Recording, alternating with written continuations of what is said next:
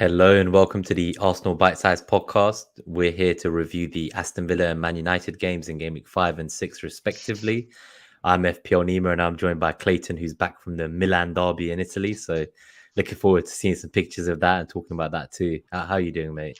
I'm all good. Yeah, I'm trying to see how long I can put off talking about Sunday's game and reflect on Arsenal Villa, talk about the Milan Derby, just ignore anything that happened on Sunday and keep going. But no, I'm doing all right. I'm absolutely knackered. I was meant to come back last night and the flight got delayed. Ended up getting back at like 2 a.m. and it was one of those typical city breaks. Went out like early doors Friday morning, was non-stop until last night. So feeling it, but looking forward to obviously reviewing both of our games, jokes aside, and a lot of learnings to take forward, I think, and looking forward to dissecting it. Really, how about you? How are you doing? Yeah, I'm good. Won the August Premier League table, top of the league, 15 I points like your from choice six of games. photo on there. Yeah, no, I think we were always going to lose a game this season. I had no delusion that it would be an invincible season, but it I does did. hurt to lose to United, that's for sure. Yeah, no, big time, and no, we'll get onto that. I've got my opinions. It's just funny how let's see how the table's looking at the end of the season. That's all I'll say for now. And we'll get into dissecting the actual game. But some of their fans, fuck me, man. Like, It's yeah, been a few days now. I'm trying They to call bite my us tongue, but insufferable, right? But it sounds yeah, like both sets of fans are large enough that there's always going to be some delusional people within that base. yeah, exactly. But I'm sure this will find itself onto some people's timelines and we'll get ripped. So hey ho, let's see how it goes.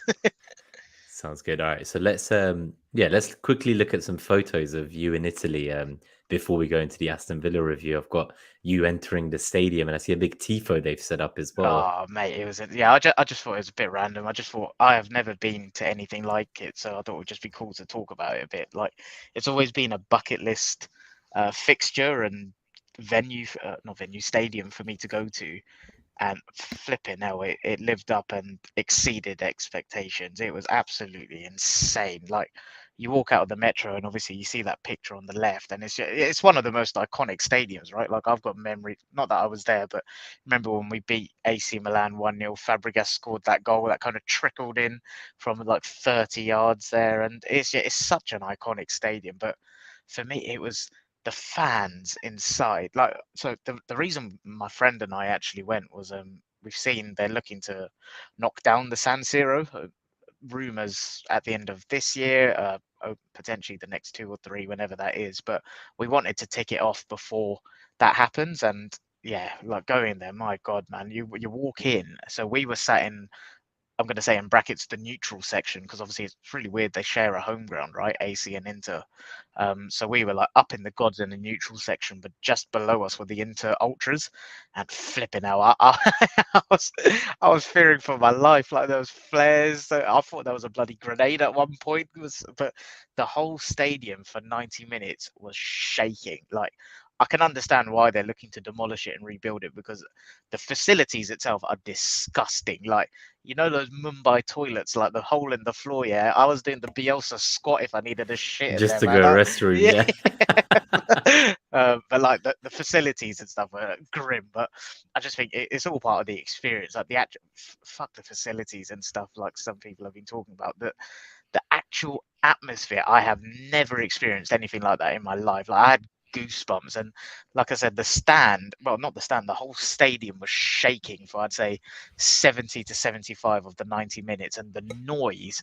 Like I had goosebumps on me. It was mental, and then the tifo itself, like you could see it from, it went bottom up and how it was coordinated, and I did a time lapse of it. I'll tweet that out after. I forgot to do that. It was so cool just seeing it kind of progress from bottom to top as it was rolling up the stands. And yeah, I got a lot of videos and pictures, but nothing did it justice for what I sort of witnessed just in the flesh there. And yeah, once in a lifetime experience. And obviously it helped that the game was really good as well. It was 3-2 to AC Milan. Big Ollie Giroud was rolling back the years with a few sitters and then also scoring. I felt like it was 2013 again. But yeah, I it was. do think his highlights reel in like 100 years to come. If people just look at the highlights, they might think he was one of the best strikers in the world Yeah, ever. honestly. He Yeah, scored every possible type of goal. And then you've obviously got the photo of you as well with the packed stadium and then the yeah, lit up stadium at night. proper So it's, tourist. But yeah, and even at night it was so cool. And then like trying to escape the stadium was a bit of a nightmare because of how rammed it was. So we jumped on those electric scooters and bikes, and that was so cool, just riding around the San Siro at night. Yeah, what an experience! And I think now my friend and I we're going to look to kind of plan to do. Like we do city breaks quite often anyway, but we're going to look to try and plan it around big European fixtures because that experience is up there as one of the best things I've ever done in my life. Honestly, like I so for context for atmosphere, I was lucky enough to be there when England beat Germany at the Euros last year. I was lucky enough to be there when England beat Denmark in the semi-finals.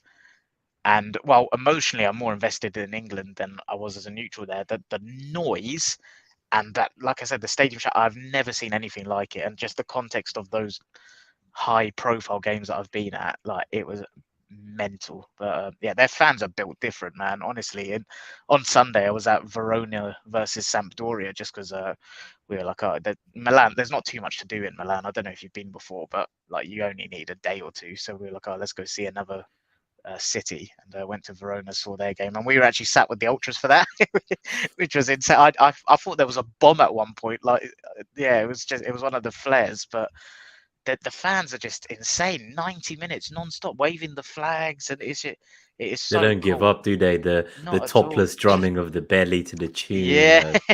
You got. I remember speaking of Italian teams. When I saw the Champions League match for Arsenal at the Emirates against Napoli, actually the 2-0. Yeah. I think it was Ramsey and Ozil scored. Ozil's called that. Yeah. Yeah, it was a mad one because I remember the team bus arrived and it was the Napoli team bus, but the Napoli fans were blocking that bus from getting to the stadium.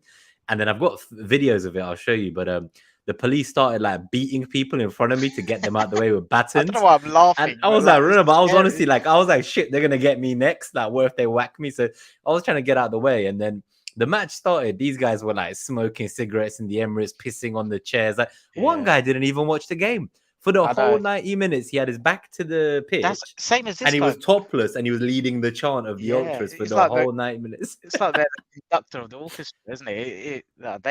They're different. They are so different. Yeah, so I definitely relate with the Italian fans being built differently. Just to say hello to a couple of people. We've got Bungo tuned in as well. I think he's in Tokyo, so it's 1:30 a.m. for him. Hopefully he'll check this out in the morning. We've got FPL Feladan. Good to see you, mate. And Delia's tuned in for the first time live. VAR nonsense. Oh, I'm sure. Yeah, I'm sure we'll get to that as well because VAR all weekend was a bit of a shocker, not just in one single game. But yeah, good to see Delia as well live. And then one question from Fella before we go to the Villa review. So where else would you like to visit? I would say that based on the fact that this kind of very tourist photo here you have, I would stick out a leg and say that you should probably go to the London Stadium and get a half and half scarf. But is there anywhere you actually want to visit, jokes aside? I'm waiting to see his reaction to that. But no, it's one that I've spoken to Dan about it before. I want to see because it's one that he's done, the El Clasico. I can't remember if he went to the Bernabeu or the Camp Nou, but either one, I'd love to do one of them. And then eventually I want to sit in Dortmund's yellow wall for a game. I don't care what game it is. I want to be part of that. Yeah.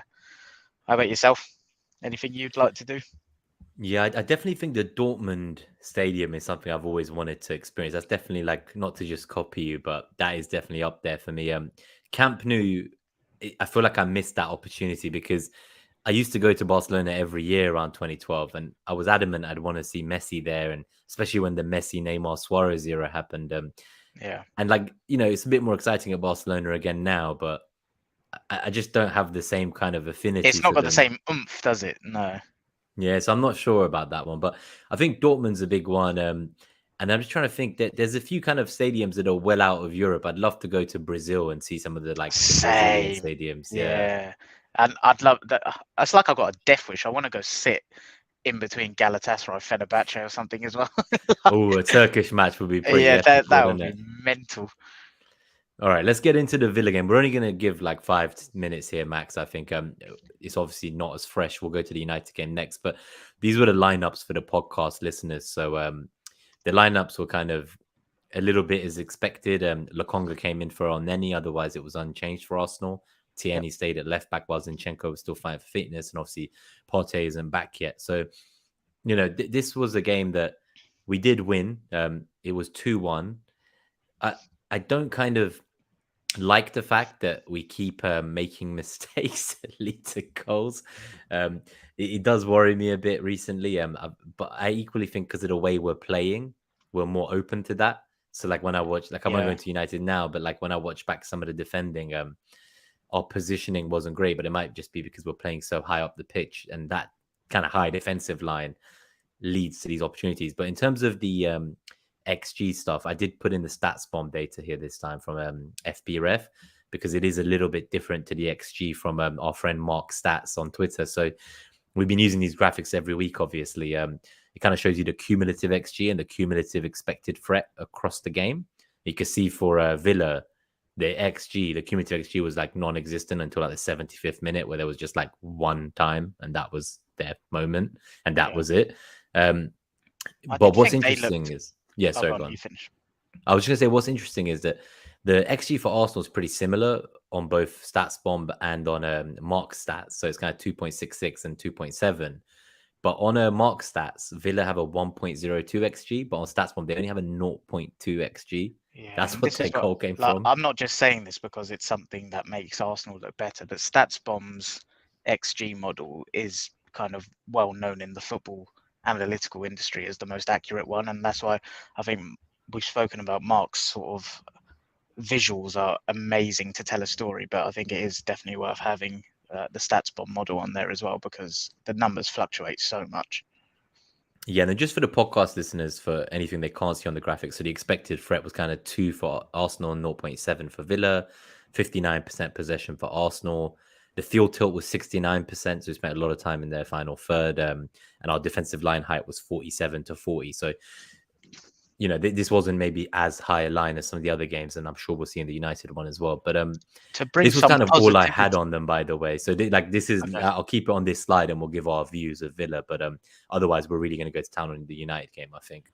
Yeah, I don't think we need to spend too much on Villa. I just think to bring some positivity to the impending doom, I think that first half, I thought we were absolutely sensational. Like, it was free-flowing champagne football, and it was like everything that we've been used to in the Emirates under the Wenger years at home and stuff. And yeah, just some of the older days, I just thought some of the football was absolutely brilliant. The rotations, the movement, the constant knocking on the door, that constant threat. Yeah, it was really exciting to see. And I just wanted to call out, because I've seen, so when we do the United review, I'm going to need to rely on you a bit, because I was in Verona versus Sampdoria with the most awful signal ever.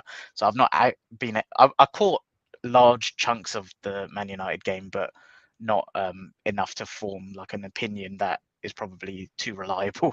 But one person that I've seen slandered quite a lot yesterday, who I thought was really good against Villa, was Sambi Lokonga, and he's someone I've been vocal about, like a few others in the team. He's a young guy.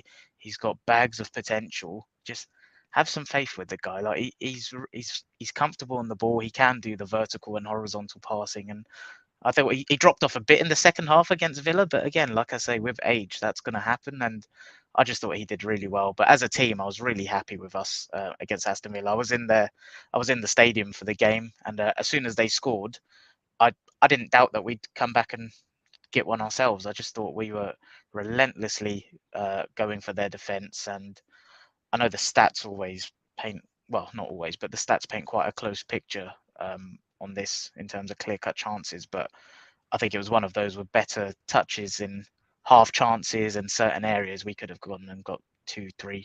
I thought we were very, very good. How about yourself? Yeah, so this was the game where Gabriel was at fault, right? And he scored the winner, or was that the Fulham game? No, that was Fulham. Okay, it's just I've been watching him make mistakes nearly every game now. I think he's fine on the ball, but I do worry a bit about his rashness, and I'm starting to think that our best back line would actually be one which has a Zinchenko, White, Saliba, and Tomiyasu. I am starting to lean towards the idea. I said that before the season. I got pelters for it. Yeah. Yeah, I'm not convinced just being left-footed is enough for Gabriel to survive being dropped if or when Tomiyasu becomes first-choice right-back. So In terms of just generally as well, like I think it was a very physical game, is my perspective Yeah. on it. I didn't think the ref really gave us much there, which is expected. They're a very physical team, Villa, and I think Arteta had said in the presser as well that he expected a physical match from them. But they were really going for our players. Like McGinn was doing some pretty intense He's challenges, let's such a just say. filthy player, isn't he? Like he's got no intention Yeah. of playing football. He's a rugby player on a football pitch. Like There was definitely some rugby tackle incidents. I think this was this also the game where there was the kind of moment which is like debatable as to whether Saka was like fouled for a penalty. So he was like picked up yeah, from so behind. I thought it was a penalty. I think anywhere else on the pitch, if you manhandle someone like that and move them, I think that's a foul. Like That's the difficulty, right? So for me, like when I looked at it from one angle, it looked like Saka went down like a bit easily, but from the other angle, you could see him literally getting picked up from behind with someone's arms around him and moved. So I'm not convinced that's allowed in football. It's not really no, in the spirit of the competition, but they kind of got away with that. And then even the goal, right? The only thing they did was they scored from the corner. And again, like VAR Ramsdale didn't had to do really better for intervene. me there. Yeah, like Ramsdale had to do better. Like, and maybe there should have been a defender at the front post protecting him from the guy manhandling him. But again, like you look at the rules of the game, and it's essentially saying like you can't impede the goalkeeper by like stopping them moving. By the And letter like, of the law, I think it should have been a foul because although I thought it was soft to disallow that, and I think Ramsdale had to be a bit more proactive with his positioning. Whoever the guy was on him, I think it was Kamara maybe, had his hands around Ramsdale like to stop him. So although I do think it would have been soft, that by the letter of the law, which is what seems to be inconsistent nowadays, that should have been ruled out. So yeah, it's infuriating, but yeah. yeah, I think that was the thing for me. It was just kind of like when you then compare that as we go into this week and some of the other incidents we saw, I feel like the Premier League VAR have been given like a directive this season to let the game flow more. And like you'll notice, like where Leicester scored within a few minutes of their game just before we played on Sunday, Tielemans, like he basically shoved someone in the back and threw them over, much worse than what Odegaard did. And that never really got called back, or the goal didn't get ruled out for it. And I'm all for less interference from VAR. So I'd like to think that there's meant to be the most physical league and all that. And it's almost like any contact is enough to like review the goal. And Yeah. I just find it a bit weird because it's like, if Odegaard fouled someone, like why did no one want to look at like Ramsdale getting fouled the week before? It's I just know like I don't mind if it was consistent. I think what bothers me is that it's the it's just inconsistencies, isn't it? different. Yeah, it's like different Yeah. applications, and it's not like it all goes to one central VAR room either, which like runs it for the whole Prem. It's like different VARs on different games, and That's the they all have problem, isn't slightly different ideas. Like, it's that's the problem. It's subjective, so it's everyone's differing opinions, and like who you can just tell people that have better understanding of football games, referees and stuff, and that's the problem when you're taking it to such a variety of people with different opinions, where that's what causes the issue. Again, for what it's worth, I thought the difference between the Tielemans one and the Odegaard one was Tielemans was a shoulder like 50-50, whereas Odegaard, like again, similar to I actually thought it was a foul, the Odegaard thing. I thought it was extremely soft, like, and I'm yeah, going like it looked letter. like a foul to me, and it I'm wasn't shoulder to shoulder as you're saying. yeah, I'm going like letter of the law. Like, I think Ericsson went down easy, but I think ultimately Odegaard did kind of push him, and he didn't win the ball at all. Like, so I don't have any qualms with that, as gut punching as it was, but it's the inconsistencies, and similar to what you just said about John McGinn and stuff. For me, it's not even these big calls as such. Like obviously that really gets under my skin. It's the little ones that like accumulate throughout a game, which affect game states in different periods. So like John McGinn could have. I'm not going to say this because I can't specifically remember, but I remember there being lots of 50-50s that he was getting away with, and that entitles him to be able to go do the same again. Sunday, flipping Scott McTominay, he does it all the time. He comes out of a game should have been booked 3-4 times, and it's so for me that's what happens. And I keep thinking of that game against Man City at home I had no qualms with Gabriel's second yellow. Like he deserved to get sent off. For me, it was City players got away with murder in periods, which weren't outright reds or anything. It was an accumulation of little fouls and niggles that add up, which they completely affect the state of the game. And that's my biggest frustration is I don't see how people can't see that. They look from the outside and they look at the Odegaard thing, and I agree with them. Okay, it would have been, it's a foul. Like it's soft, but it's a foul. But it's like people miss the point of the complete inconsistency of like, look at Lisandro Martinez. There was a couple of things. It's like, how did he get away with like? And if they get the booking that early, it completely changes how they behave later on in the game. And that's, I think for that's me, what it where is. Yeah, that's the it's the biggest issue, constant isn't it? Arsenal's players. Like there's no agenda against Arsenal. I'm not saying that, but there is definitely inconsistency. And the whole, if that was Xhaka, it's a thing, man. Like our players, their first offense, they get a fucking card for it. Like the Martinelli thing at Wolves, I've still never fucking seen that in my life. Two Like, yellows in one passage of play, like it, like instead of just yeah. blowing the So for whistle and me, carrying on. it's not the big moments in the game, because 90% of the time when it's to do with Arsenal, okay, not 90% of the time, but this weekend I agreed with them. It's the accumulation of the little things which then has a knock-on impact on the game state and has that impact on the big things. That's my I think you're right. rant. Like I looked at, like, say, Saliba got a yellow against United, and there was a few incidents like that, and they kind of got it for their first challenges.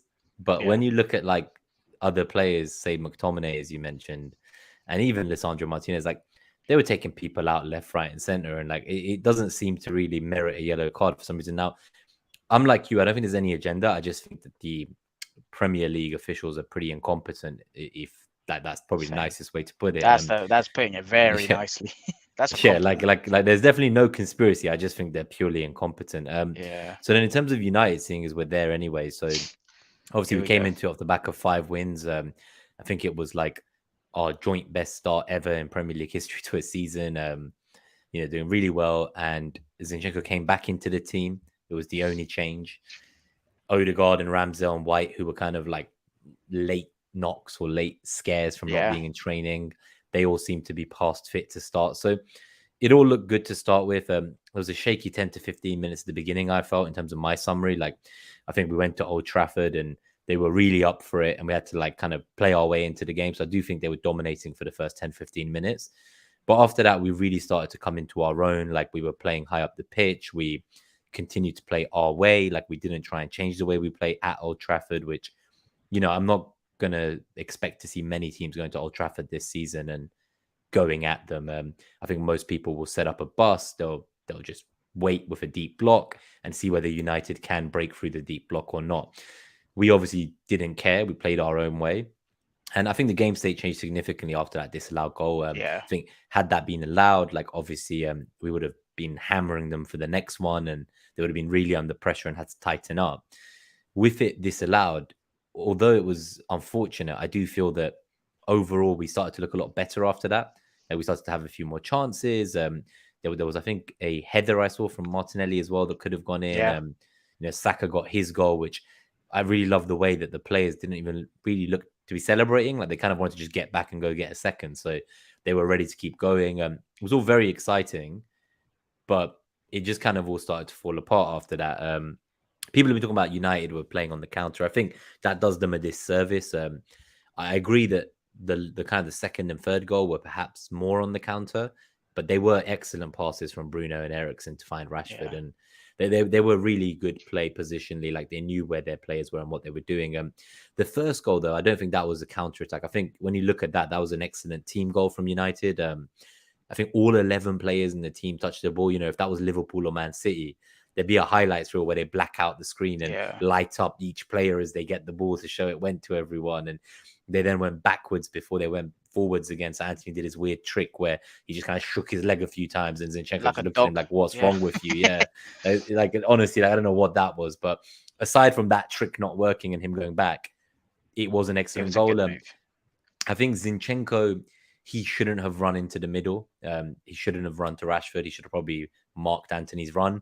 And I don't quite know why Ramsdale stepped to his left when, to everyone else watching, That it looked like he was going to go outside post. It felt like. So I don't know that why. really Maybe it was did just my head in. movement. Like, yeah, That that was annoying. Yeah, that was a bit weird. But you can't take it from the man. Like, he got his debut goal. Fair play. yeah, I was convinced he would score against us and then go on to do yeah, nothing for me a too. few months. So No, I'll he put looks a that good comment in player. there. Like, Yeah, no, he looks a good player. Like, I don't think there's a doubt. I said going into the game, like, I think Man United profile-wise have probably got a few of the players that obviously the manager wanted, like whether they've overpaid or not. So they'll be fine throughout the season. But I think some of the hyperbole reaction, like, obviously I despise them as a football club, right? Like, I hate them. Like, I'm not going to hide that, but I can also be rational when I talk about football a couple of days after an event, and like I think they'll be fine this season. But what do people think fine is? I don't think they'll be in the conversation for top four come May. I really don't. I think they'll be very inconsistent. Like, fair enough, they've won four on the bounce and they beat us, and it sounds like they deserved it. I say it sounds like, because, like I said, I couldn't watch the full 90 myself, but they they are going to be similar to us a year and a half ago, I think, where they'll drop points unexpectedly. They'll go through little blips because there's teething issues as they try and implement a complete new style. Like, I think they'll be fine, but I don't think they're going to be nailed for top four as like some of the things I've seen. And also, like, the reaction of, oh, Arsenal got a humbling this, that, like, where has this come from? Like, I've not seen any sensible Arsenal fans say, so go. I feel like it's deja vu with last year, right? We went into last season. What was our expectations? Top six? Okay, fair Yeah. enough. You Like re I'd said, like fifth was our ceiling potentially before Yeah, the run we went on. exactly. And like, you readjust your thinking during the season because we're doing well and we bottled top four. But at the start of the season, no one had us in the conversation for top four.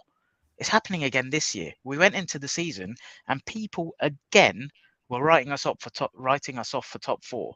And like, okay, I can understand it because of the quality of the teams we're going against, but I was very bullish on us for top four this year because of the quality of us, the consistency we showed last year when people were fit, and how we kind of upgraded those areas that we needed to. And I just think we're a better team than Chelsea. I think stylistically we're a better team than Tottenham. I'm just not sure where. I think they're a very effective team at getting results, but United, I don't think they'll be anywhere near the coming top four by the end of the season. Like, well done on the win, but I don't think they'll be near there. And that's what I found some of the takes a bit laughable on Sunday, to be honest. I get it's a rivalry, but just found some of them quite hopeable. But anyway, going back to the actual like analysis of the goal Hmm. and stuff, as much as I love the guy, and this is what I'm talking about, the highs and lows of him, which will come with his development, I was really disappointed with Lokonga's positional discipline for that goal. I think he got dragged out into no man's land, and that's something that you just don't see Party or even El Neni do, to be honest. But that's okay. Like, he'll learn, right? He's really young. There's debates on whether he is a 6 or an 8. That will come, but I was disappointed with that. And then, like you, Zinchenko, I thought could have held his position for a couple of seconds longer and let Gabriel and Saliba deal with that central area. And then Ramsdale, what was he doing, man? Like, it felt so unnatural to dive that way. Yeah, so a well-deserved, a well-worked goal for Man United, but there were definitely areas that we can look to improve on from it. Yeah, I think just on that note, then, so the XG obviously favored them. It was 2.05 to 1.6 on Mark stats, but on Stats Bomb, it was a bit closer. Well, Arsenal's was lower actually, so it's pretty similar difference, but 1.8 to 1.3. But Yep. the expected threat was like pretty much mainly Arsenal after we handled that first 10, And 15 that's minutes. the vibe I got from watching on a crappy signal on my phone. It just, what you said, it looked like we just played our game, we imposed ourselves, and it looked like Man United was struggling to deal with it, and we just didn't have that killer instinct. Like, I remember there was a chance for Odegaard where someone, I can't remember if it was Saka or Jesus, went down the right, cut it back, and he completely fluffed his lines. And I just felt like, especially in the second half, from what I could see, some of the football we were playing was really good. And I've got a Man United friend, so I'm very selective with whose footballing opinions I listen to. Hmm. I've got a Man United supporting friend whose opinion I value, and he said, "Mate, like, okay, fair enough, we got the win, but you guys looked like title challengers in terms of the way you played." And I'm not saying we're going to go be title challengers, but that's what we want to see, us trying to impose ourselves. And yeah, like you were starting to talk about with the expected threat, that's how it felt. I always felt, from what I could half see on my phone, that we were knocking on the door and we just didn't get that break. And if you, yeah, I felt like it was, yeah, it was really frustrating. Obviously, we deservedly lost, but I think on another day things could have gone so differently. Yeah, no, I think I would agree. So what I would say is if we play like that every game, I have a lot of faith about this season. Me too. More often than not, we will pick up points. In this scenario, United did very well. They executed their game plan. They, you could argue, they wanted to let us have the ball and put the pressure on them because that's what they were working towards. I think they wanted us to, but not quite as much as we did. Like, I think Yeah, so obviously yeah, they that's wanted true. to. Yeah. Yeah, I No, don't no, know. you're right because I think people are saying that was their plan and that's why we dominated. But we had something like 42 penalty area touches in the game. Like that's not normal. That doesn't mean they executed well. It just means that we weren't clinical. Like we took 16 shots and we didn't convert. We just weren't clinical enough. Yeah. The field tilt was 71% for us in this game, so we were like really going for it. And I think at 1-1, I really felt like we could go on to win, but then there was also the triple substitution. So, what's your thoughts on Yeah, that one? that's worth talking about. Yeah, because I don't know if that changed the momentum a bit. I think before we had time to like adjust to the new players coming on in, I think it was Eddie, Smith Rowe, and Vieira. By the time we could actually adjust to that, they kind of scored the third goal. Yeah, So it was already 2-1, and they scored none, and then that kind of killed the game. But how did you again, I don't feel know. watching? Yeah, I don't Because know why we did that. my Yeah, I don't know why signal we did cut out at triple. that point, so I didn't see it live to react. I've got my opinion on it in hindsight, but it would be good to get yours, having obviously watching it live and knowing what the game state was and everything. Yeah, so I can only imagine that like the reason we did that was because some of those players like Zinchenko weren't quite fully fit and they'd been like rushed back for this game. Like I don't understand why we wouldn't have potentially done like just one or two of the subs, see how we settled, then do the next one a bit later. That's kind of the unfortunate part of it. Were we looking good in that period? Because so they scored in the 66th minute, and then that triple sub came in the 74th minute. So in that period, because I've seen and heard people saying that structurally we looked good, we were like doing okay as a team. So that like what did you feel going into that triple sub? Yeah, like I think we looked okay. Like we could do with some fresh legs for sure. Like we could have sent on Vieira, or we could have sent on Eddie or someone, maybe Smith for like one or two of them. I just felt like it took away so much momentum sending them all on together, and before we could even like adjust, like it was too late. The game was over, and I'd like to think that's something we learn from because this is the kind of game which we're going to face on the 1st of October against Spurs. Yeah, We're probably going to be going good at call. them. They're going Very to good try call. counter. Like if there's any team that are going to play the way United did on Sunday, it will be Spurs on October 1st. So hopefully, like my big takeaway is that I like the way we played. It wasn't one of those games where we lost 3-1 and we came away from it and we played feebly and we'd embarrassed ourselves. Like it was Yeah, similar to the City loss last year in January where we played well for most of the game. We just weren't clinical and some of the things went against us, like the disallowed goal. So I do feel like overall, this I is think it's something to build on, in my opinion. Like hopefully, yeah. both the manager with the way the subs went and the players can all learn not to. It's what you were saying, to not play the occasion and just like play the Yeah, game ahead of them. I do feel like this lack of killer instinct is becoming a little bit of a theme this season, though, where I said it for the Villa game, we were in areas where we were knocking and a better first touch or a better decision in the final third, and bang, you're in. Like, and I still feel like that's lacking a little bit, like that Odegaard chance. I think if you've got someone that has got that killer instinct, I think they take that ball and they whack it in the net, and that's it. Like, whereas he's kind of fluffed it, and it's not a criticism of Odegaard. It's a team thing where, again, I'm hoping this comes with age and as the team matures together. But I just feel like we play fantastic football, like really, really good football, and then we get to the final third, and sometimes, like if you look at the graph of the expected threat, what did we really have to show for it, if that makes sense? It was a lot of good areas, really good combinations, but did we really get that clear-cut chance? And I think that's where sometimes a better decision to get in a better area or a better first touch on Odegaard. So I keep talking about the Odegaard thing because I can't help but think if he made contact with that's flying in.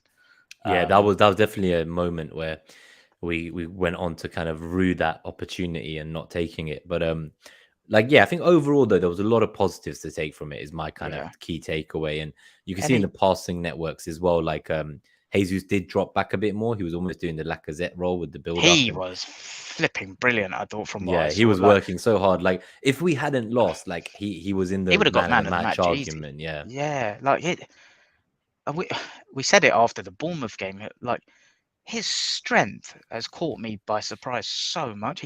He's a complete centre forward. Like he can do it all. He is sensational, and how he's transformed this attack.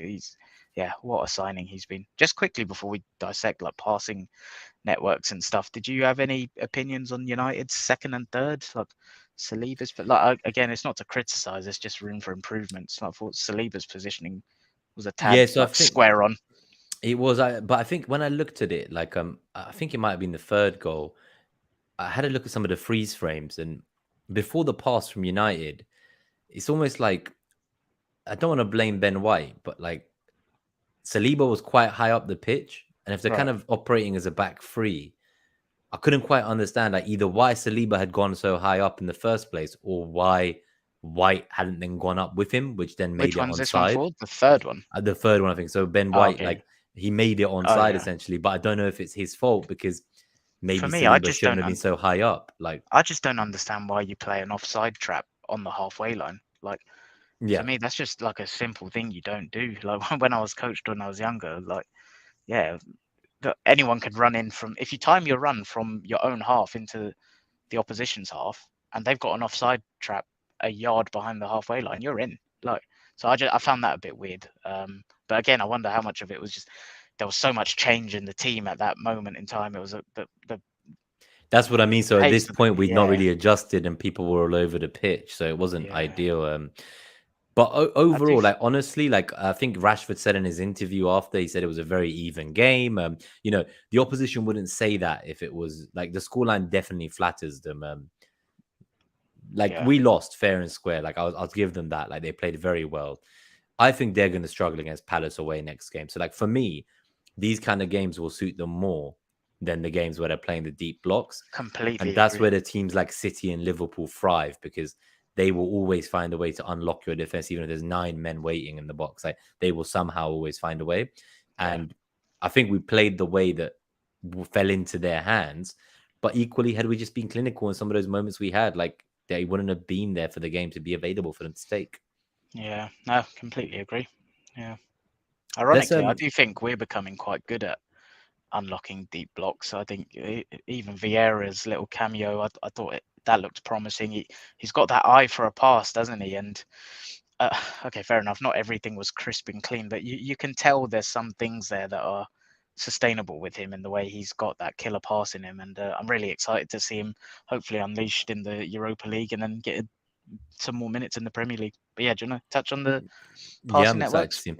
Yeah, so I don't think there's too much to say here. Just it looks much more. This passing network looks much more like organized. Like Yeah, normally when we've looked at it, there's always like one side that's quite top heavy. But you can see Saka was really working. He was really going for it. he So looked very good. Yeah, yeah, he looked great. So like both sides of the pitch this time were going well. And White was playing very high up as well when you look at it. So yeah. he was definitely doing a good job. I think Lokonga, he didn't have as good a game as he did at Villa, and he does need like Xhaka and others to drop back and support. So maybe because Xhaka wasn't around as much to support this game, that led to him looking a bit more kind of ropey. But overall, like I'm not sure if he is a 6 or at least not a 6 yet as a lone pivot. I think he would do great as an 8. So I'd like to see maybe in Europa and stuff like if he can start as an 8 and So see how that develops for him. But overall, like it was just kind of one of those games where you just kind of are frustrated by the end of it because yeah, I think for about 65 minutes we were like in control, like we looked like we were dominating, but we, like I say, we just weren't clinical, and I think that's kind of what does it for me. But let's not look too that. Well, I guess the only other thing to say is like United's passing map. You can see kind of like they have a flat front four, like that yeah, are pretty much pinned at the halfway line. So really like they kind of took those opportunities. Like the first goal, okay, that was in transition and the 11 players touched the ball. Like that was a bit more of a team goal. But the latter two, they were kind of like moments where we lapsed concentration for 1 second and just perfect killer passes were made for Rashford yeah. from But that's the Ericsson and difference, Bruno. right? Like they took those. Like that is unfortunately the difference. But yeah, just echo what you said. Really, like I think our passing map, like structurally, you're going to see that with us quite often, in my opinion. I think we're a really well structured and drilled team now that you're not going to see too much fluctuation week on week in our passing networks. The only thing I just wanted to say on what you said about Lokonga as a six, like one thing I said going into this game, I think we can get away with him in the six role against.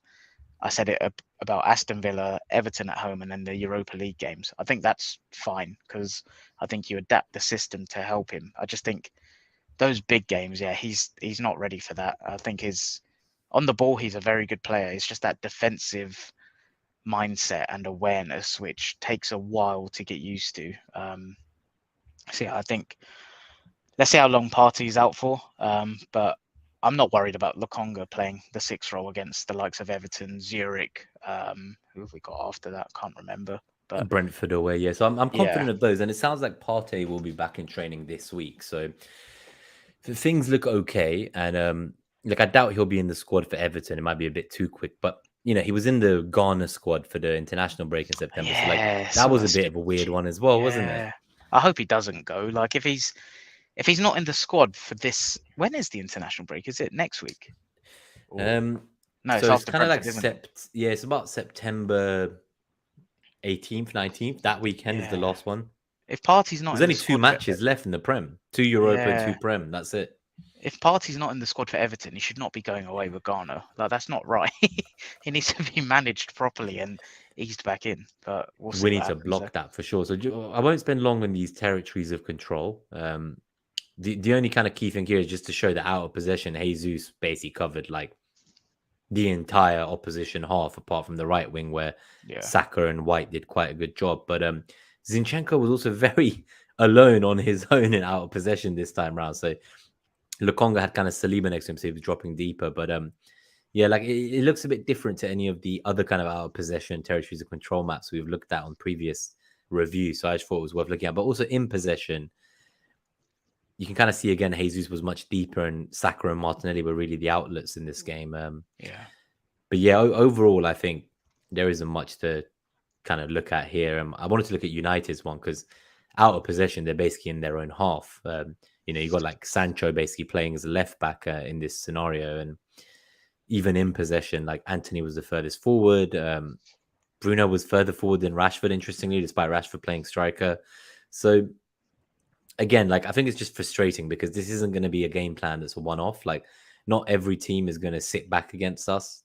Like there Yeah. are going to be other teams that play the way Exactly. United did, and we need to be more kind of robust and not let people just win games with 2-3 clinical moments or lapses of judgment. Like if we're getting 16 shots, we need to be getting more than one goal. Like it's just Yeah. not good enough.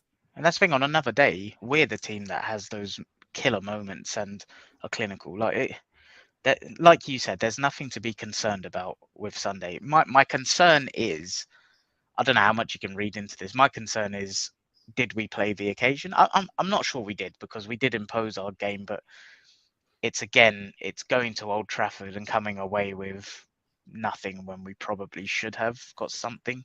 Yeah, I think it But feels different though to previous times. So like one of the things definitely, I saw was that like we've only won 2 in the last 16 at Old Trafford before this game, and one of the things I noticed was like we did play well, and it wasn't that we just lost because we like kind of played the occasion, as you say. Like we just weren't clinical, and I think yeah. it's what I said at the start of this episode, where I believe if we continue playing like this, like we will win more often than not. Like Mate, this is just like a we will be blip. fine. Yeah, we will be more than fine. Like one thing I said in pre-season when talking about expectations was not talking about league position and points. And do you remember what I said about? So I think flat out, I thought we would get 76 points minimum. Like not a Mm. doubt in my mind. If injuries are kind, not a doubt in my mind. One thing I said like as a stretch target and like best case scenario was that season when Spurs went from 70 to 86 points. And like I don't think we'll get anywhere near that, but what made me say that was the level of consistency with Spurs that year, because it was like everything that the manager was working on had been implemented, and I'm gonna say like marinated, like it all came to fruition. And that's the same with us. Like I think we've got, if we play how we are playing so far over 38 game weeks, we will be very comfortably top four, very comfortably. It's just we need to maintain that level of consistency, have some injury luck. And I said it in pre-season, my target is I want to see, can we go for third? My target isn't scrape top four. I think we're the third best team in England. I really do. So Yeah, I Let's think try for and me, like the team that I would consider like is going to compete with us for that has always been Spurs with the way they strengthen for Conte. yeah, Like he's a born bred winner. Like he wants to challenge for a title and win trophies. Chelsea are still gelling with the new squad, and I'm not convinced that like they're quite there. Like talking about controversial VAR all weekend. Like there was obviously the West Ham goal that got disallowed for Mendy apparently being fouled. I'm not so sure about that. Like they're not looking so great. There's still a lot of questions out on them. And United look good. They've won the last four, sure, but I want to see how they fare against deep blocks, how they fare away from home against Palace. They've still got a lot of questions for them as well, to be honest. I do genuinely believe that like it's a bit too early to call it, but Liverpool seem to be struggling a bit. But Thiago is going to be back, Matip's going to be yeah. back, like Jota's going to be back. Like I think they'll be fine in the long run. They're probably still the second best team in the country. So that then does really leave third, as you say. And I think it could be any of Spurs, Arsenal, United, or Chelsea. But at the moment, from everything I've seen so far this season, I do think it's going to be Spurs and Arsenal battling for that third place. I do too. Unless we see a big turnaround from Chelsea and United, I think they've still got a few things to work out. I just think it's one of those, like, keep your head down and focus on our own team. And I think we will just be really consistent at getting points this year. I think the level and quality of football will breed the results. And I think, yeah, you can analyse opposition till the cows come home. But I think the opposition have quite a few flaws in the way their squads are built. I think there's potential for slip-ups and inconsistency that I don't see to the same level of extent with us. And if that comes and bites me on the backside, so be it. But that's how I feel right now, and it's how I felt for a few months. So I'm not going to lie about it. And I think in terms of like, so obviously that was game week 6 against United, and I think a few of us in the Arsenal group chat we were discussing like how many points would we take between say game week 6 when we play United and game week 12 when we play City. In that period, we're going to play Tottenham, we're going to play Liverpool. There's some tough games in there. I think most of us agreed that we would be happy if we can get 13 points in those 7 games. The idea being that we would lose to City and Liverpool, probably win only one of United or Spurs, and potentially draw the other. Yeah. So it's still like a long way to go. There's still 6 more games in that 7-week spell. Obviously, we've got 0 so far. But for me, 13 points between now and when we play Man City in Game Week 12 would be very good. If we can achieve that and then go back into a good run of fixtures again, see off for 4 games before the World Cup, then we'll be in a good position. Yeah. In terms of let's just keep 2 points per game. Just keep that in your head. As long as we've got double the amount of points as we've played fixtures on the board, that's enough for top 4. Like that's all we need to worry about. Yeah. 100%. So just speaking of FPL then, so obviously the league code for anyone listening on pod is AV2ZQR. The link is in the YouTube and podcast description as well. So jump into the mini league and come over and compete. Last week was obviously the first week where only one Arsenal player returned. So Saka got 7 points, no clean sheet point or bonus there. And the dream team of the week did not have any Arsenal players for the first time this season, but it did have bloody Marcus Rashford with 18-point haul. So I just thought, I can't not put the screenshot because Rashford's on it. I have to be honest. Yeah, we have to be consistent. But yeah, just top of the mini league is it's Karan at Nighthawk FPL. He's gone back top and he's top by 2 points. So yeah, well done, Karan. Let's see. He's consistent. He's been there, I think, most weeks at the moment. So yeah, he's doing really well this season. Still at the top. He keeps trying to say it's early season so far, but I think he's gonna do well. But yeah, no, just interestingly in FPL, while we're at this point, it's worth talking about the FPL managers question, Remy, and he kind of said, should we keep any Arsenal assets on wildcard? Like he's trying to make that decision at the moment. So I think some people are wildcarding in 7, others in 8, some in 9. It's a tough one. Most people are tripled up on Arsenal assets. Jesus is still 77% owned or something. You could argue that with the emergence of the other striker assets out there in the likes of kind of Mitrovic, Tony, Isaac, there are options there for when we have the tougher fixtures from game week 9 with kind of starting with Spurs, Liverpool and City in there as well, plus Brighton at home. Those aren't really the best 4 fixtures we've got in a run. Leeds away in there as well, which isn't an easy fixture in my opinion. Yeah, so there's definitely going to be a tough spell. I think for me, like, I will move some Arsenal assets on. Like, I wouldn't be tripled up. Who have you got at the moment? Yeah, so I've got Jesus, Martinelli, and Gabriel in defense. Okay. Have you still got triple attack? I've got triple attack, so go talk through your thinking for yours Yeah. first, and also if you know when you're going to wildcard, and then I'll do mine. Yeah, so I think for me, like a lot of people who are wildcarding game week 8, they have like 5 or 6 Liverpool and Chelsea players when they play each other. And I'm not in that scenario. Like I have 3 Liverpool, I have 1 Chelsea. So with 4 of them and with Arsenal playing Brentford that week, people are trying to make out like Brentford away is this really tough game. They concede a lot of XG. We by far Yeah, create some of the best XG in the league this season. And I'm not scared about that game. I'd be more scared about not owning Jesus for that. So I don't intend on wildcarding Jesus out just because Tony and Isaac have good like fixtures in or Mitrovic has good fixtures in game week 8. Like I would try find another way to get there. So for me, for instance, I'm probably going to roll a transfer this week in game week 7, and then when Liverpool and Chelsea play, I might downgrade Luis Diaz and use that money to upgrade my 4.5 million striker to like a Mitrovic at that point. So I sure. might look to get there that way. There is some punts you can take. Game week 8, I think United are at home against Leeds. You could look to Yep. bring in like Anthony, for instance. That could be quite a fun one. He's 7.5 million mid. You could bring him in and punt on him before a wildcard in game week 9. So I'm more likely to wildcard in game week 9. I kind of want to do it after the international break. I want to see if any of my Yeah. players get injured, what happens on their travels.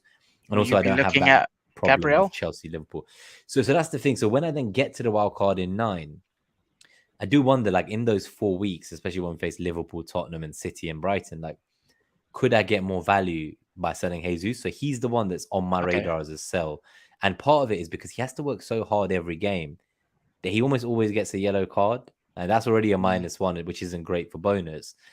And yes, he's had a double-digit haul so far this season, but a lot of the time, like he's going to get 1 goal or 1 goal and an assist. And it's not always going to be 2 goals, 2 assists. I I think think that's the thing. In that run of fixtures, I don't see holes, but when we're going to score goals as a team in that run, like it's just not going to be 2+. I don't think, which we've like seen so every far. game and Yeah. he's going to be central. So Yeah, like that's the I problem for I me. don't doubt he can return in every single one of those games. Like I'm not saying he will return in every one. I think he's got the potential to do that, but the problem is there are others in that run that can probably haul, and that's the problem. But this is where it's difficult. He's 8 million, right? Like that value is tricky, and it's like, okay, fair enough. You made some good points about Mitrovic and Tony, but someone I look at like Martinelli, like at 6 million, what can you really Yeah, no, do? so I Oh, don't six and a intend on half now. selling him at Yeah, all. Yeah, because I got him so cheap that like some people will argue, oh, you can sell him for 6.2.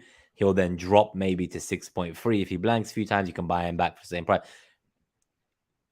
There is no one that I want more than Martinelli for the whole season as long as he's not injured or suspended. yeah. So it's like he just looks a different animal. And like He's got a we lot of talk, route to points as well. yeah, and so I think I sent you there was something from StatsBomb, and in Yeah, all of Europe's top 5 leagues, he has the highest XA without an assist yet. Obviously, there's like assists and FPL are different. You can get them in more ways, but in terms of a true assist, he doesn't have one, and he's registered some of the highest key passes and XA in all of Europe. And yeah. not only that, he just looks a different beast this season. Like He's becoming a honestly, man. Yeah. yeah, like years ago, I think I was listening to it might have been Arsenal Vision or Arscast, and one of them was saying, for years we used to look at people like Salah and Mane at Liverpool, and we'd be like, oh man, like wow, look how amazing they are. Like we don't have wingers like that. And they said, like, you look at Saka and Martinelli now, like they're becoming men. Like Martinelli, like They're he's scary young as playing like well. a Salah or Mane already at 21, like 20 I even. mean, Like, I wouldn't go that far, but like, not yet, not it's, consistently, but like he looked like if I was a defender and I had to deal with Jesus and Martinelli coming at me on that wing or Saka getting involved because I went to the left wing and said, like, that's a terrifying team to yeah, deal with. I just think at his value, I think the biggest thing is I feel like people are looking at that block of fixtures, and rightly so. They're identifying that's a tough run that Arsenal are not going to haul in, but I feel like people are going too far the other way and saying, "Oh, They're Arsenal selling are not." all of them, yeah. Yeah, they're not going to do anything. Like I think we will. So Tottenham at home, Liverpool at home, Leeds away, Man City at home. Granted, So the 3 tough games are at home as well, by the way, where yeah, we're more I than think capable of we, scoring. well, yeah, we're capable of scoring. I think if you got Arsenal defensive assets, yeah, I would absolutely bin them. Oh, Like, yeah. I'm going to move on Gabriel yeah, and centre back. like That's for certain. I don't see c- clean sheets in that run at all. But I don't doubt that Arsenal have the potential to still score goals in that run of fixtures. I don't think it's going to be like, yeah, that we, And just speaking of yeah, last weekend, like Obviously, the goal was disallowed, but that doesn't, make Gabriel's goal any less magic. Like what he did to score that goal was incredible. Like he's so confident. Like honestly, every time I see him in the box, like I'm convinced he's gonna score. He's just Yeah. so good. And at 6 million, like I don't think he's gonna drop in price, not that much. No. And if I'm anything, if they sell him and he actually keeps going and he keeps getting points, maybe he will do the opposite. Maybe he'll keep rising in price. Like, so yeah. I don't think it's just like an easy, obvious, oh, I'll sell all the Arsenal players, they'll be cheaper later. Jesus, yes, maybe you can do more with that money now. Like, there's forwards that are like 1 million less who are getting incredible numbers. Mitrovic's numbers are incredible Yeah. right now. Like he honestly looks great. So I He's the could real see deal, that. yeah. Yeah, I think that's good. And if that allows you to do something like, upgrade like a gross once their fixtures turn to from like a 6 million mid all the way up to like a 7.5 million mid, where you've got like Anthony, we were saying, and a few players like that, then yeah, maybe that's worth an upgrade with the two players in question. Yeah. I think so. I'm on the attacking triple up. So I've got Saka, Martinelli, Jesus, and I'm looking to wildcard in game week 13 at the moment. So yeah, I quite like the idea of just going all in for that little stretch before the World Cup. And I look at the the attacking triple up as a group, and I'm just very simplistic analysis of I don't want to be tripled up on our attack for that run. I want to keep one. And that's why I think in isolation, like we've said, Jesus can return in that run, Saka can return in that run. For me, I'm comfortable just having Martinelli because I think with Saka and Jesus's money, I can do quite a lot with my team, considering my strategy is a wild card a bit later than everyone else. So Yeah, so it's your all plan is, team I guess, to dependent. sell the players who have bad runs, but then with your wild card, you can bring back the team you want, as opposed to Exactly. wild carding out all the players who you're going to then inevitably want in 4 weeks. Yeah. So it's So entirely both team both dependent. journeys are But going to take hits, right? Like your journey, you might take a hit or two while everyone wildcards, but then you won't be taking a hit later. yeah, Everyone else, they might wildcard now, but then they're going to be taking hits to bring those players back. So yeah, it kind of balances out. It just depends which route you want to go and what works best for your team, right? yeah. It's just personal. Like I look at my team each week, and I really like it. So I don't want to wild card it just yet, and that's It's why I'd too like to early. use it. Yeah, I'd like to use it aggressively later on.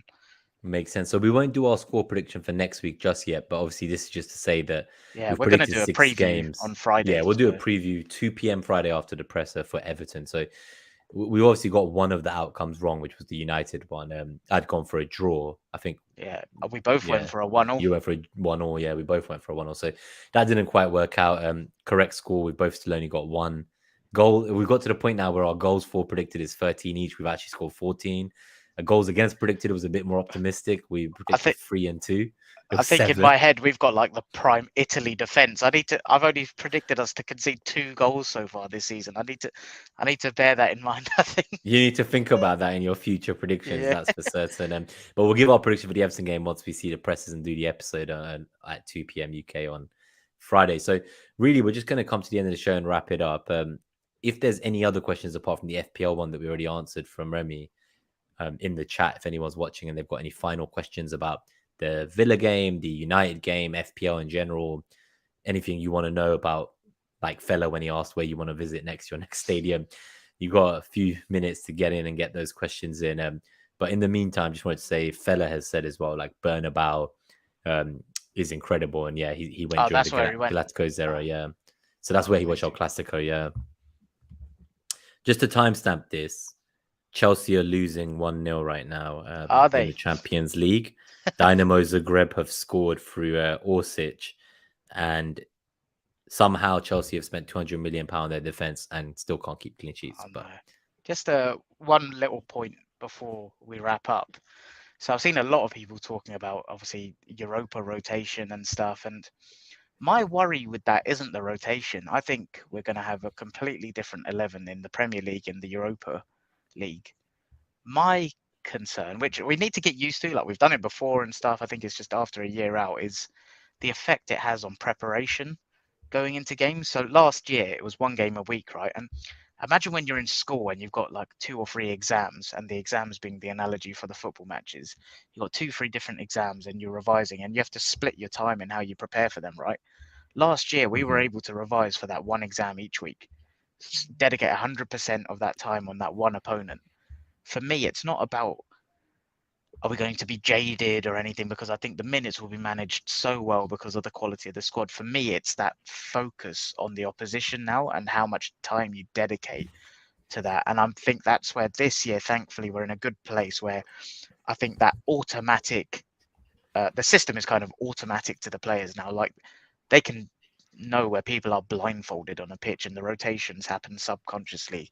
So I think the level of preparation isn't as high as it was last year, but for me that is a slight concern. So it's like this week, right now they'll be tactically preparing for Zurich, then they'll have a Not day or for so Everton, to yeah. like, and I'm sure they will split it, but that's my one slight worry. But I think in the group stages we should have more than enough quality, both tactically and just on the ball, to What's get things done. interesting is I do think that from the sounds of things as well, and I had kind of agreed that we would have had like a separate team, like a different Europa team. But what I'm starting to get a little bit twitchy on about that is Injuries. I've seen but not just that, our group as well.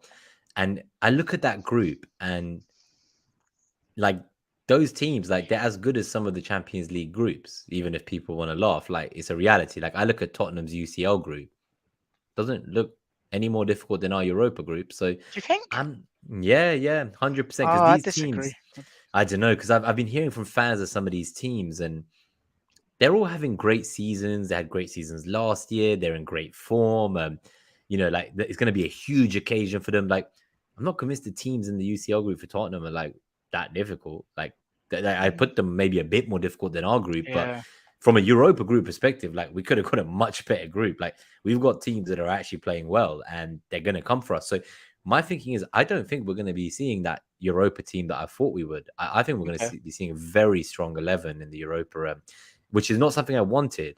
But No. I genuinely think we're going to be seeing a much stronger 11 than either of us. Like I was thinking, like we'd see a team where, like, say, Smith Rowe starts, Tierney starts, Nketiah Basically, the whole starts, 11 swap. yeah, Yeah. Lokonga starts, Turner starts. I don't think you'll be seeing that. I think you'll be seeing like Ramsdale in goal.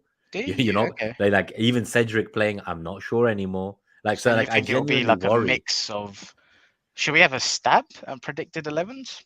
Or Maybe we can tweet one out this week. yeah. I think I Okay. want to wait for the presser. Yeah, I want to hear the Yeah. presser first. Yeah, No, it's just it's too interesting much of a because stab in the dog. But I'm honestly yeah, worried, and I think someone had put a tweet out as well earlier that kind of alluded to that. So I'm just trying to find it quickly before we go.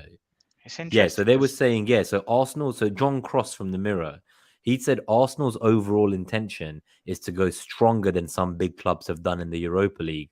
Arsenal will take a strong squad to Switzerland. They may rest and rotate players at times. So I okay. think it's going to be more of like you start with the strong team and then So bench them if get the you're ahead. points on the board and then take it easy. So that's it. I wonder if one eye is on get the points on the board against Zurich now, PSV now, Bodo Glimt, and then as we come into that run of Tottenham, Liverpool, Yeah, City, that's exactly when that. I Yeah, want. that's what I'm That's a starting to really good think. point. That's a very, very Because good those Premier thought. League fixtures are going to be intense from game week 9 to 12, and we're still Yeah, going to be playing Europa. And it's like, do we really want to still be trying to get through the group at that point? Or do we want to like yeah, get these next 3 weeks done, get 9 points, get as close to qualifying as we can, and then rotate in second halves of games, rotate in the final 2 or 3 matches of the group? Like, yeah. I have a feeling we might, yeah. So, like, the 11 might not be like our full 11. That's for certain. There will be some But rotation, but I just think they're all going to yeah, travel. They're going to be options. Like, they yeah. might come off the bench if we're losing at half time much earlier than you would want them to. Things like that.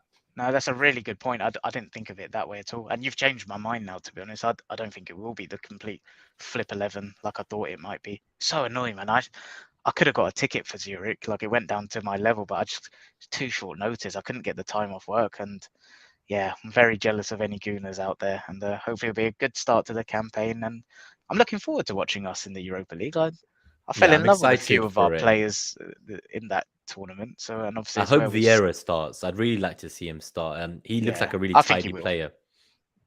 Yeah. But cool, we'll get us out of here. So it's been about an hour now. We've reviewed both games. We'll be back for the Everton preview at 2 p.m. on Friday. Thank you to everyone who tuned in live. Quick shout out to Blue Danube guy as well, because I forgot to shout him. I think he joined in early on as well, just after we did the shout out. So Cheers, mate. thanks for tuning in live, mate. And yeah, nice to see everyone. We'll see you at the end of the week. And for those of you coming on Saturday to the meetup we're doing in Waterloo, it's going to be great fun. We've got about 35 FPL managers coming to watch the Fulham Chelsea game and the Spurs City game, as well as playing a football trivia board game in the 3 o'clock Yeah, kickoff. sounds So quality. yeah, Sounds it's a like shame time. you're obviously going to be away, but hopefully Yeah. you'll be back for the next one. We're going to do these monthly. So anyone who doesn't know and lives in London or the Southeast, like DM me on Twitter if you ever want to join. We meet up once a month with like 30 to 50 FPL managers to watch the game. So thank you, everyone. If you found this interesting, helpful, entertaining, if we shared your joys of the Villa game and your sorrows of the United game, hit that like to support the channel. Subscribe if you're new on our journey to 100 subs, and we'll see you guys very soon and hopefully continue back to winning ways. Yeah, all is not lost. On to Zurich, then Everton. Let's get back to winning ways. All right, up the Arsenal, guys. Up the Arsenal. Cheers, everyone.